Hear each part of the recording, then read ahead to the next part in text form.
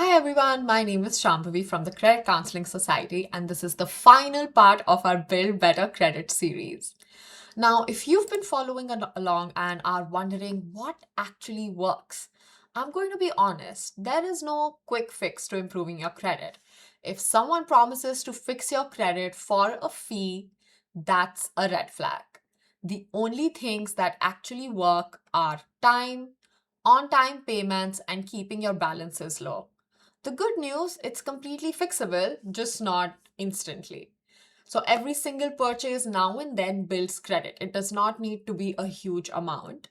And at the end of the day, credit isn't good or bad. It's a tool and it really depends on how you use it. And if you ever need help with things like credit scores, rating, lines of credit, that's exactly what we're here for. So contact us at the Credit Counseling Society and we can help you. Thank you so much for following along.